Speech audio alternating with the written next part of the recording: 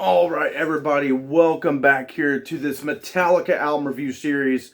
We are talking about our final album from the 80s here. Of course, we're going to be looking at Injustice for All now. And sadly, as we kind of talked about last time, after Master of Puppets, not too long after, we lost the bassist Cliff Burton. This time, we've got a new bass player who's amazing in his own right, Jason Newsted. And like I said here, Injustice for All. Cool shot of the guys on the back. There's Jason right there. But as amazing as a bassist he really is, he came from Flotsam and Jetsam, another really awesome thrash metal band. Well, you don't really get to hear it a lot on here. As in the mix, it's pretty much, a well-known thing now that, that this album, it doesn't have really bass, barely at all. I mean, it's turned so freaking low down, and it was pretty much Lars and them doing it, and did that to Jason. They were kind of taking out their, grief and aggression about Cliff Burton's death on Jason Newsted, which is like, what? That's what, I've heard a lot in interviews. Maybe it was something else, but I've heard it was that from the guy who was producing the album and everything. So, but in a way, though, it does give this album, I mean, obviously it would probably be better if it, with bass. There's like fan edits and stuff of the album that have, the bass turned up on it and everything that sound really cool. But, in the way it is, it kind of adds a really unique production style and sound to this. I mean, it's got kind of this dry, very militant style to it, especially with Lars drumming. Some of his best damn drumming I think he's ever done. One of the coolest drum tones I think he has. Really, really tight drumming. And it adds like this certain sound to this one that really doesn't sound like any of their other albums. With just kind of with that lack of bass. They're using, relying more on the darker, deeper tones from the rhythm guitars, being played by James. So really, really interesting sounding album. I know it probably, let's say if we would have heard it originally with all the bass and everything, we'd be like, oh, that's the best way to hear it. But like even those fan edits where they do crank the bass up, it just doesn't really, something ain't right, I guess, because we've always heard it, without the bass and everything. So we've kind of grown accustomed to hearing it that way. And I'm, it really, I like the production on here. Do I wish, in retrospect, we could have had that bass turned up to hear Jason better? Absolutely. But it is what it is, and it is an incredibly produced album, despite that. And it has just a really unique kind of dry sound, but like in a good way. But with that being said, we kick it off. This is a double here, man. This is a pretty lengthy one. But we kick it off with Blackened. And, man, it kind of, it fades kind of in, starts off kind of softer, kind of fades on in, and, man, just fast-paced heaviness right here. One of their best openers, I think, of all time. One of my favorite songs by them of all time. Just such a powerhouse of an opening track. Makes a freaking statement right off the bat. And just, man, I've always loved that one. The riff in that is one of my favorite riffs the guys have ever come up with. Then we go on to a 9-minute and 44-second track. Their longest song up to this point, possibly, well, until side 2, right? But possibly ever. I mean, the progressiveness that we've been seeing these guys evolve, through Kill 'Em All to, Ride the Lightning, and then to Master of Puppets with, its more epically length tracks. It really comes to fruition here, all culminates in this. And with this album. And Injustice for All, the title track is just fan-freaking-tastic. Kind of has that opening, like, acoustic intro, and just, it's going to be a hell of a ride. And just, I love the, justice is done, justice is, just amazing, amazing chorus in here. Really, all the time changes and stuff up in this one are incredible. Another absolute classic, one of my favorites off here, hands down. Then we go with side 2 here. Eye of the Beholder. I'll be damned if that ain't one of the most pumped up freaking choruses you'll ever hear from these guys.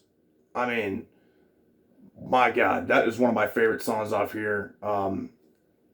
Just another fantastic one. I mean, I can't, the riff and just the aggression you're hearing in this one, you know, you can do as I say, as long as it's, or you can do as you say, as long, or whatever it says, right? I'm drawing a blank, but it says, I like those lyrics where it's kind of the pre-chorus. You can do it your own way, as long as it's how I say, I think is what the lyrics are. But really, really cool lyrics. And then, you know, it all kind of fit in that same theme, you know, like independence, limited, freedom. I mean, just that chorus, and just such an impactful chorus that makes it one of the best freaking songs off here, like in the top 3 easily for me. Then we close out side 2 of this first record here with One, probably the most popular one off here, and I think it may have been the first Metallica song I ever heard, thanks to, like, you know, playing Guitar Hero 3 or whatever when I was a kid, and it being kind of one of the final tracks, you know, in like that hell level or whatever. And what an epic, man. I know this one may be like considered like overplayed to some people, but I've never really heard it like overplayed, right? And I think it's an incredible song, a masterpiece of a track. Very dark stuff, you know, talking about, you know, a guy who's got, you know, was in a war, landmines took his sight, took his hearing, you know, as the lyrics say, take his soul. Take his, just crazy stuff, crazy dark stuff, being, you know, trapped in a vessel, essentially. And just, I learned how to play this one on actual guitar, not just Guitar Hero, right? And all the way through. Very fun, very challenging thing, you know, but it was very fun to play through. It got me even more close to this track. And I just love the clean tones. Almost sounds like a medieval kind of thing with that, like, dun dun dun dun dun dun, dun. And then when that chord progression with that, during that clean section. And just, of course, you know, when this thing gets going heavy, I mean, it's got that militant drumming style again from Lars. And just heavy. Darkness imprisoning me. You know, the love that, like, military style kind of roll. Fucking incredible song. Just front to back. Always been just Metallica classic. No doubt about it. And then we hop on over to, we go over here to the next record on its first side. So really it'd be called like side 3, right? The Shortest Straw. Another killer one. It would probably be near my bottom of the ranking of the tracks here, even though, I mean, it's incredible. It's The Shortest Straw is incredible. Incredible way to, another one that's not too long, kind of, you know, kind of about the same length as Blackened, to kind of be an opening to that next record you put on for that side 3. So I think The Shortest Straw is a really good one. Cool lyrics in it. Then we go to Harvester of Sorrow. Man, might be my favorite off here. It's one of, like, probably in those top 3 for me. Love that clean, dark riff, man. I mean, it's just, that's just haunting. Very, very haunting. Sounds like something off Master of Puppets, you know. Like a Welcome Home Sanitarium kind of thing. And then, you know, you get it grooving through. And then I love kind of at the ending how that clean kind of fades itself back in to that heavier portion, you know, the heavier rest of the song. But it, you know, it fades itself back in at the end. I think that's really cool. I love the chorus in this one. Even like the main riff and everything. And just incredible song. Always been one of my favorite Metallica songs of all time. Since hearing that, it's always been a standout for me. Then we go on to another epic here, 7 minutes 40 seconds. The Frayed Ends of Sanity. Damn, I love these epics, man. They just do it so well, you know, and they would kind of get away from this kind of style, you know, after this album, really, and not really return back to it for quite some time. But, you know, you get like One and Justice for All, Frayed Ends of Sanity. This is another one of those epics, man. It just that they do it so freaking well, and it makes it a top tier track here. No doubt in my mind. Give me a 7-minute plus Metallica song, and I'm set, you know. And that's exactly what Frayed Ends of Sanity does. I love the lyrics in this one, and the chord progression in this one as well. Killer solos too. Then we go with the instrumental here, and I think it'd be their last instrumental for a while, if I'm not mistaken. I think like they wouldn't do another instrumental, if I'm not mistaken, till like Death Magnetic, you know, like 20 years later. But, and maybe I'm wrong. I'm not, I can't remember off the top of my head another one of the instrumentals after this one. But I guess we'll figure it out as we go through these again. But To Live Is to Die, which is 9 minutes 48 seconds, the longest track on this album. Very fittingly so, as this is the only one written by Cliff Burton. You know, the unfortunately departed, you know, bass player, original bass player for the band. One of my favorite bass players of all time, easily in the top 10 for me. And you can hear just his fingerprints all over this track with just, it's kind of a heavier hitting one, you know, kind of does its thing, much like the track Orion. It really reminds me of Orion, which is one of my favorite Metallica songs of all time. And To Live Is to Die is, you know, I'd say it's up there for me as well. This one has really grown on me more and more as the years have gone by. And I love kind of like that fade out that they're using, that fading effect that they're using on the guitar, like that near, you know, that near the kind of the middle portion really reminds me. I mean, that's Cliff Burton writing right there, you know, and just the breakdown of this thing, and then you get the beautiful solo over it. I think it's just an amazing track. I'm glad they, you know, despite all the grief and anger they were having towards the whole situation, they're like, you know what, let's put this last one Cliff wrote on here. So just To Live Is to Die is one of my like top 3 favorites on here.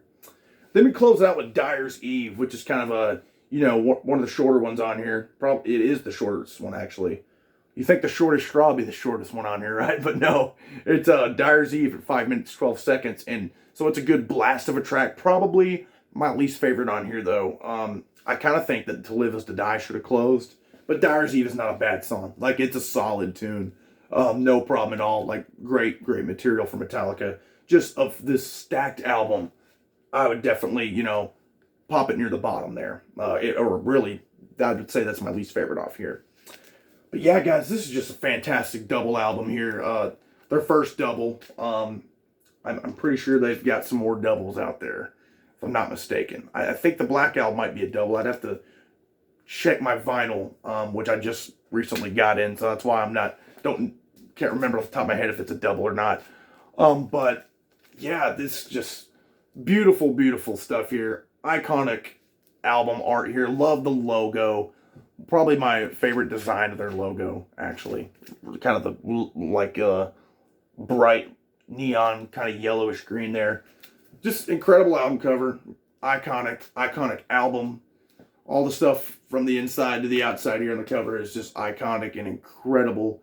And this would be kind of the final step there, you know, is like, I think their peak of their kind of progressive elements that they would be kind of implementing into their songs. Because, you know, we'll be looking, of course, at the Black Album, or really self-titled Metallica, right? But everybody calls it Black Album. And that one doesn't really quite have as many, if any, of those like kind of progressive elements to it. We really wouldn't see that return for a while, at least to this level.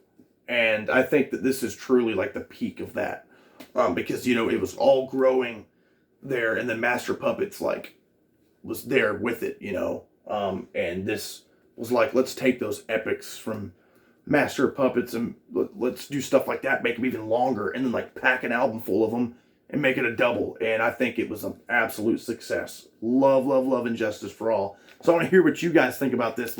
I'm really curious to hear what you guys think about, you know, the whole Jason Newsted bass thing, you know. And on my record player here, you know, this is an original vinyl, the original press one, and like I can hear the bass like at certain parts, kind of, but it's more of like a bass noise than like, you know, the actual hearing the notes and everything.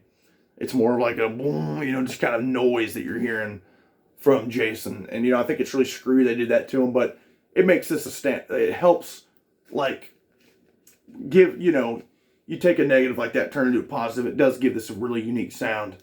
So I want to hear your guys' thoughts on that, for sure. Like, what you guys think about that whole thing. Do you guys like those, like, fan edits? Do you even prefer those than listening to the original? Because I wouldn't blame you if it did. But me, I just prefer, you know, we'll go with the original. But those fan edits are pretty cool. And of course, next time we are going to be looking at, again, the Black Album, that self-titled Metallica album, entering in the 90s with the probably, well, not really probably, their biggest selling album of all time and one of the biggest selling metal albums of all time. So stay tuned for that, guys, as we trek our way through this Metallica album ranking series, album review series, and of course the eventual ranking. And we still got that ranking every Cinnabite video that'll be coming up soon, probably like next week, I'd say, maybe next Saturday will be probably the best time for me to knock that one out. So stay tuned, guys. Leave your thoughts, comments down there, likes, and subscribe. Thanks a ton, guys.